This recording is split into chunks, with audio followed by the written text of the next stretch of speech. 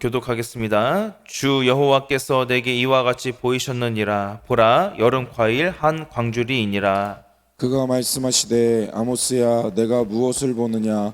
내가 이르되 여름 과일 한 광주리이니이다 하매 여호와께서 내게 이르시되 내 백성 이스라엘의 끝이 이르렀은즉 내가 다시는 그를 용서하지 아니하리니. 그날의 궁전의 노래가 애곡으로 변할 것이며 곳곳에 시체가 많아서 사람이 잠잠히 그 시체들을 내어 버리리라. 주 여호와의 말씀이니라. 가난한 자를 삼키며 땅에 힘 없는 자를 망하게 하려는 자들아 이 말을 들으라. 너희가 이르기를 월삭이 언제 지나서 우리가 곡식을 팔며 안식일이 언제 지나서 우리가 밀을 내게 할고 에바를 작게 하고 세계를 크게 하여 거짓 저울로 속이며 은으로 힘 없는 자를 사며 신 한 켤레로 가난한 자를 사며 찌꺼기 밀을 팔자 하는도다. 여호와께서 야곱의 영광을 두고 맹세하시되 내가 그들의 모든 행위를 절대로 잊지 아니하리라 하셨나니 이로 말미암아 땅이 떨지 않겠으며 그 가운데 모든 주민이 애통하지 않겠느냐. 온 땅이 강에 넘침같이 솟아오르며 애국강같이 뛰놀다가 낮아지리이다. 주 여호와의 말씀이니라. 그날에 내가 해를 대낮에 지게 하여 백주의 땅을 캄캄하게 하며 너희 절기를 애통으로 너희 모든 노래를 애곡으로 변하게 하며 모든 사람에게 굵은 배로 허리를 동이게 하며 모든 머리를 대머리가 되게 하며 독자의 죽음으로 말미암아 애통하듯 하게 하며 결국은 공고한 날과 같게 하리라. 주 여호와의 말씀이니라. 보라, 날이 이를지라 내가 기근을 땅에 보내리니 양식이 없어 주림이 아니며 물이 없어 갈함이 아니요 여호와의 말씀을 듣지 못한 기갈이라. 사람이 이 바다에서 저 바다까지 북쪽에서 동쪽까지 비틀거리며 여호와의 말씀을 구하려고 돌아다녀도 얻지 못하리니. 그날에 아름다운 처녀와 젊은 남자가 다 갈하여 쓰러지리라. 사마리아의 죄된 우상을 두고 맹세하여 이르기를 다나 내 신들이 살아있음을 두고 맹세하노라 하거나 브엘세바가 위하는 것이 살아있음을 두고 맹세하노라 하는 사람은 엎드러지고 다시 일어나지 못하리라. 아멘. 오늘도 새벽을 깨워서 이 자리에 나오신 모든 귀한 성도님들께 하나님께서 주시는 은혜와 평강의 복이 충만하기를 주님의 이름으로 축복합니다. 오늘 말씀을 보게 되면 하나님께서는 아모스 선지자에게 네 번째 환상을 보여주십니다. 아모스 선지자에게 네 번째 환상을 보여주시면서 여름 과일의 한 광주리, 바구니를 보여주시는데요. 우리 본문 1, 2절 말씀 같이 한번 다시 읽어보도록 하겠습니다. 주 여호와께서 내게 이와 같이 보이셨느니라. 보라, 여름 과일 한 광주리이니라. 그가 말씀하시되 아모스야 내가 무엇을 보느냐. 내가 이르되 여름 과일 한 광주리니이다 하매 여호와께서 내게 이르시되 내 백성 이스라엘의 끝이 이르렀은즉 내가 다시는 그를 용서하지 아니하리니. 아멘. 여기에서 오늘 본문에 나오는 여름 과일은 이스라엘의 끝을 상징하고 있습니다. 왜 여름 과일이라는 단어가 이스라엘의 끝을 상징하느냐라면 히브리어로 여름 과일은 카이츠라고 하고 끝은 게츠라고 합니다. 이제 끝의 발음이 이 두 단어가 상당히 유사하기 때문에 그 유사성을 통해 하나님께서는 이스라엘의 끝이 이르렀다라는 것을 아모스 선지자를 통해 선언을 하고 계십니다. 하나님의 심판은 이제 선언이 됐지만 아직 시행이 되지는 않았습니다. 그런데 이미 심판이 시행이 돼서 끝나버린 것처럼 완료형의 표현을 쓰고 있습니다. 하나님께서 왜 이런 표현을 쓰셨을까요? 그것은 바로 하나님이 심판을 이미 하시겠다라고 작정을 하셨기 때문에 심판을 받은 것과 다름이 없기 때문입니다. 또 하나님께서는 3절에서 이스라엘 백성들이 심판을 당하게 되는 그날 궁전의 노래가 애곡으로 변하고 또 곳곳에 시체가 많아서 시신을 묻을 곳이 없어 내버리게 될 것이다 라고 그렇게 또 무서운 말씀을 하고 계십니다. 우리 3절 말씀도 같이 한번 읽어보겠습니다. 그날에 궁전의 노래가 애곡으로 변할 것이며 곳곳에 시체가 많아서 사람이 잠잠히 그 시체들을 내어버리리라. 주 여호와의 말씀이니라. 아멘. 정말 무서운 심판이 임할 것이다 라고 이렇게 말씀하죠. 그런데 하나님께서 이스라엘 백성들을 심판하시겠다라고 이렇게 작정을 하셨으면서도 2절의 말씀을 보게 되면 여전히 이스라엘 백성들에 대한 그 하나님께서는 표현을 내 백성 이스라엘이다라고 이렇게 말씀하고 계십니다. 하나님께서는 이스라엘 백성들의 죄를 심판하고 계시지만 그럼에도 불구하고 여전히 언약 관계 안에 있는 이 이스라엘 백성들이 언약 관계 안에 있다는 것을 상기시키시고 계십니다. 즉, 이 이스라엘 백성들에게 너희들이 심판을 당하지만 다시 회복될 것이고 다시 살아날 기회가 있다라는 것을 알게 하시는 것이죠. 왜 하나님이 그렇게 하실까요? 이스라엘 백성들과 하나님과의 이 언약의 관계가 완전히 끊어지지는 않았기 때문입니다. 언약 관계가 완전히 끊어지지는 않았으나 심판을 받는 이유는 정확하게 하나님이 말씀하시죠. 바로 이 이스라엘 백성들이 언약 백성다운 삶을 살아내지 못했기 때문에 그 죄로 말미암아 하나님께 심판을 받는 것입니다. 그렇기 때문에 심판의 결과 궁궐에서 울리던 노래들이 울부짖음으로 바뀌게 됩니다. 게다가 심판의 날에는 죽게 되는 그 시체가 너무나도 많아서 무덤에 매장하지 못한 채 곳곳으로 버려지게 될 것이다 라고 하죠. 죽음으로 인한 애국이 온 땅을 덮게 됩니다.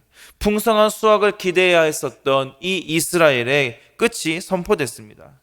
이스라엘이라고 하는 나라는 하나님의 은혜로서 영광스럽게 시작하는 나라였습니다. 그렇지만 솔로몬의 시대처럼 고통스럽게 마무리가 되는 것이죠. 이스라엘은 과거의 조상들로부터 하나님을 어떻게 섬겨야 하는지 또 하나님이 싫어하시는 것이 무엇인지 분명히 배웠을 겁니다.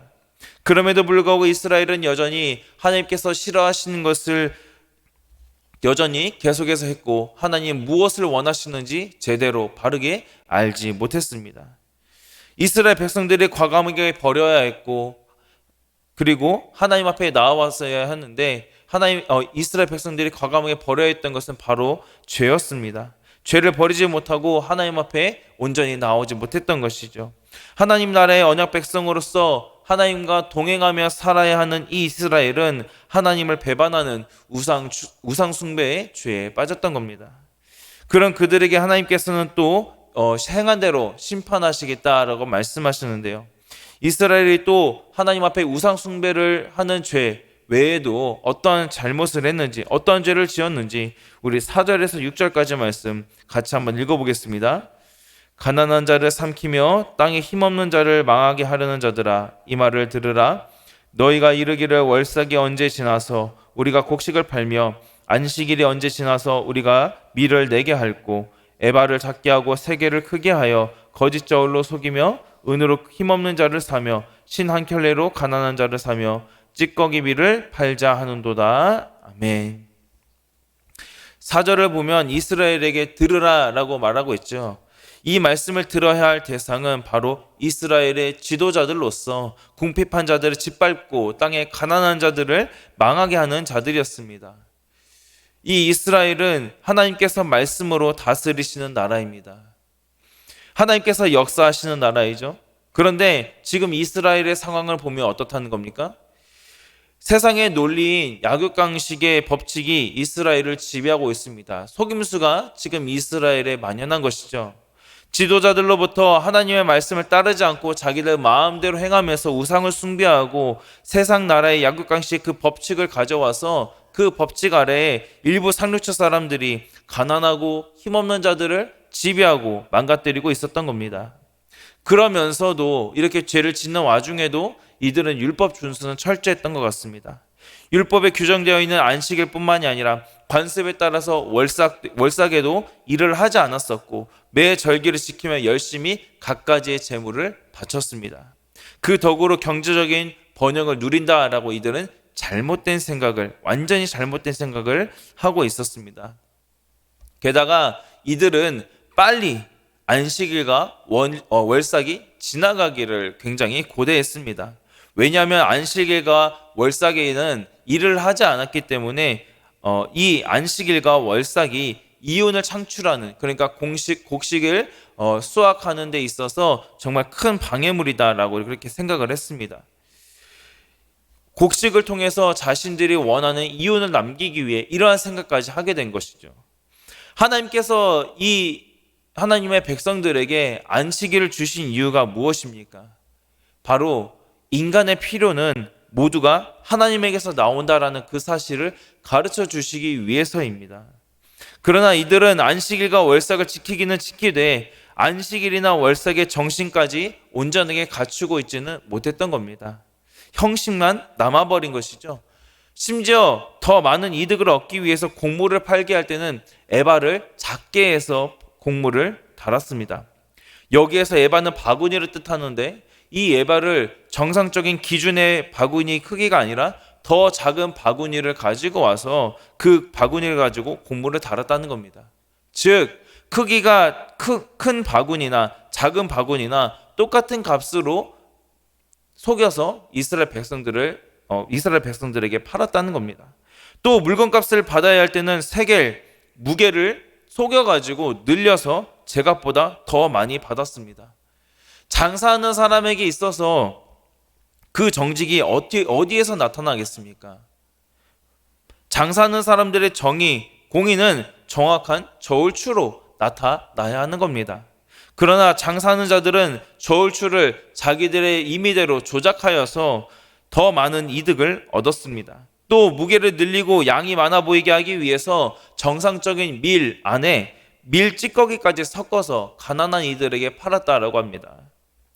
또 부자들의 횡포는 노동력을 착취하는 것으로도 이어지게 됐습니다. 부자들은 은으로 힘없는 사람들을 또 신발 한 켤레 값을 가지고 정말 헐값에 가난한 사람들을 사서 노예로 부렸습니다. 이것은 부당한 노예 매매로서 사람이 일상생활을 영위하는 데 있어서 가장 기본적으로 필요로 하는 사항까지 위태로워진 굉장히 위험한 그런 상황이었다라는 겁니다. 모두가 하나님의 형상으로 창조되었고 이스라엘 안에 있는 그들은 하나님께 함께 택함받은 사람으로서 한 형제 자매였습니다. 그럼에도 불구하고 하나님의 형상으로 창조된 함께 한 형제 자매라고 부르는 그들을 잔혹하게 대하였습니다. 이들은 한 형제 자매를 잔혹하게 대하면서 돈을 가지고 그들에게 횡포를 부렸습니다. 하나님께서는 돈이 지배하는 이 사회를 지금 강력하게 비판하고 계시는 것이죠. 하나님의 백성이 겉과 속이 같은 모습이 아니라 정직하지 못하고 정의롭지 못한 모습을 하나님은 용서하실 수가 없었습니다. 하나님께서는 한결같으시고 늘 신실하신 하나님이십니다. 변함이 없으신 하나님이시죠. 그런 하나님의 백성이라 한다면 한결같은 모습, 겉과 속이 같은 모습이어야 하는데 그렇지 않은 모습에 하나님은 진노하셨습니다.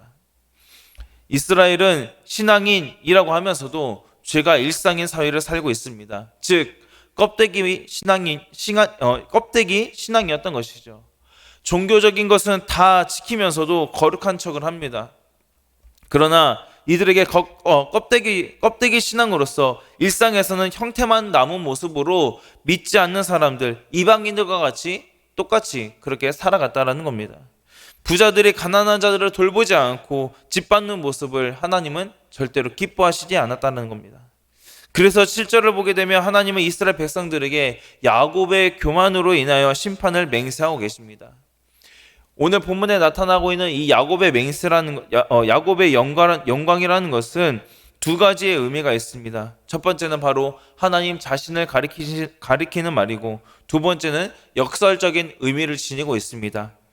앞서 6장 8절에서도 선지자가 사마리아를 가리켜서 야곱의 영광이다라고 이렇게 비아냥거린 적이 있습니다. 그런 것처럼 오늘 본문의 문맥과 또 지금 이스라엘이 처해 있는 이 상황을 고려해 보게 되었을 때에 두 번째 역설적인 의미가 있다는 것이 더 적절한 의미로 보입니다.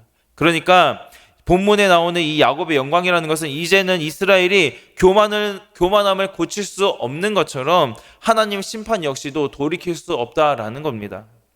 이스라엘이 누리는 번영과 풍성함이 그들에게는 영광이었을지는 모르겠습니다만 하나님께서 보시기에 그들이 번영하고 잘되고 배부르게 되니까 그들에게 교만이 찾아오게 되었고 하나님께서 보시기에 그것은 이스라엘 백성들에게 교만이었다라는 겁니다. 그래서 이 이스라엘 백성들이 행했던 모든 행위들을 잊지 않고 땅이 요동치며 거주민이 애통해야 할 그 심판을 하나님은 내리겠다라고 말씀하고 계시는 겁니다. 마치 나일강이 솟아오르는 것처럼 온 땅이 뒤흔들리다가 가라앉게 될 것이다 라고 말씀하십니다. 아모스 선지자는 땅에 임하는 심판과 함께 하늘에 임하는 심판도 말씀하고 있습니다. 9절부터 말씀하고 있는데요. 그날에 낮에 해가 사라지고 또 땅이 어둡게 될 것이다 라고 말씀하고 있습니다. 하나님께서는 그들의 즐거운 시간을 이제 앞으로 장례식으로 바꾸실 것이다 라고 말씀하죠. 10절을 보게 되면 너희의 절기들을, 너희의 노래들을 죽음의 시간으로 바꾸시겠다라고 말씀하고 계십니다. 사람이 허리에 굵은 배를 두르고 또 머리를 미는 행위, 이러한 모습들은 장례식에서 이 유대인 문화에서 그들의 장례식에서 행해지는 굉장히 비통해하는 슬픔의 표현 방식이었습니다. 이들은 마치 외아들을 잃어버린 것처럼, 외아들이 죽은 것처럼 통곡을 하게 될 것이라고 하죠. 하나뿐인 아들, 그러니까 자신의 대를 이어야 하는 가정의 대를 이어야만 하는 이 자녀의 아들의 죽음만큼 슬픈 것이 또 있겠습니까? 그래서 이스라엘의 끝은 결국 괴로움의 날이 될 것이다 라고 하나님은 말씀하십니다.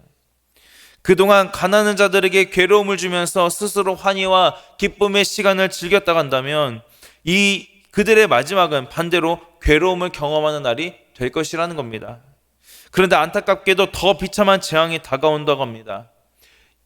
그 이후에 다가오게 될 재앙은 바로 기근이라고 하는데요. 이 기근은 빵이나 물, 식량이나 물이 없어서 당하는 그러한 기근이 아니라 여호와의 말씀이 없어서 벌어지는 기근이라는 겁니다. 영적인 갈급함이 찾아오게 되는 것이죠. 영적인 굶주림입니다. 우리 11절 말씀 같이 한번 읽어보겠습니다.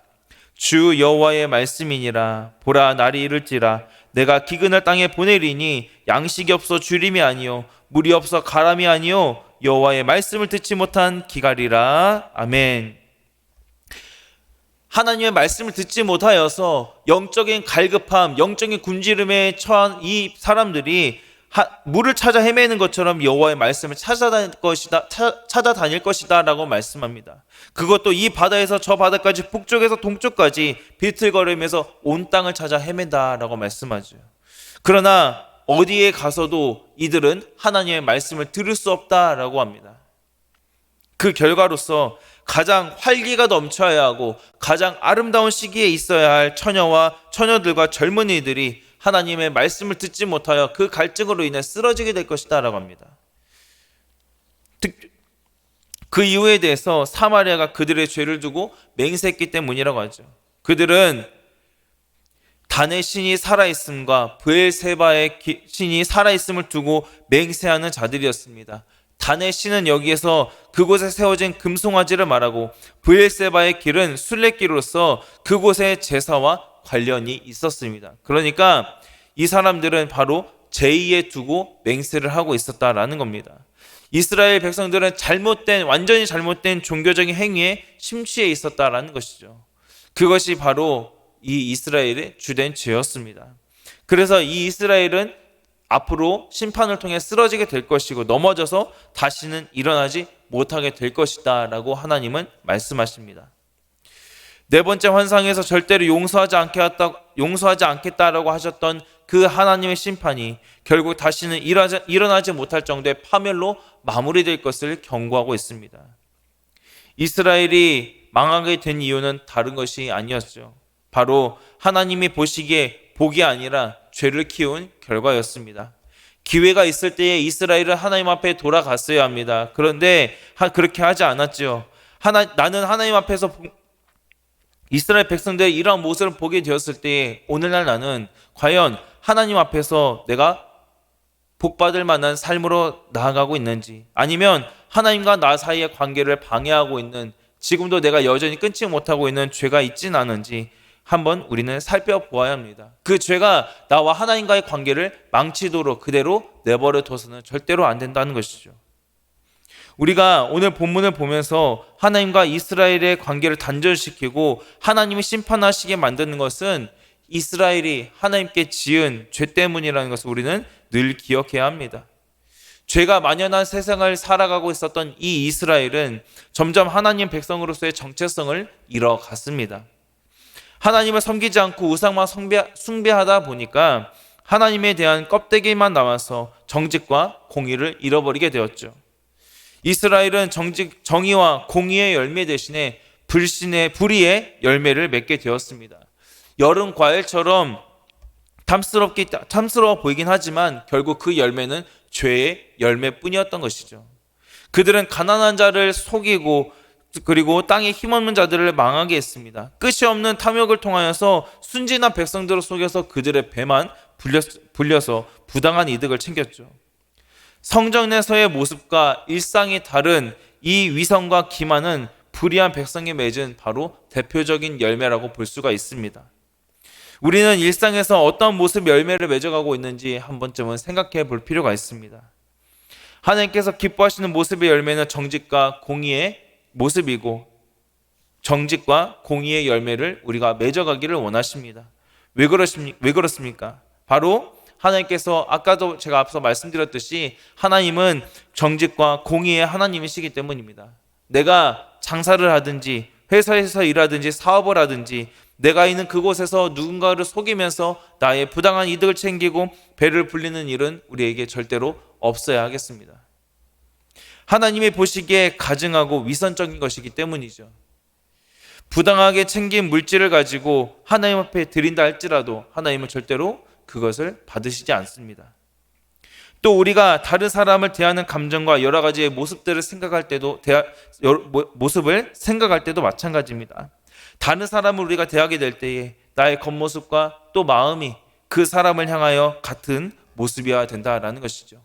나의 겉과 속이 다른 사람이 아닌 보이는 모습 그대로를 하나님께서는 원하신다라는 사실입니다.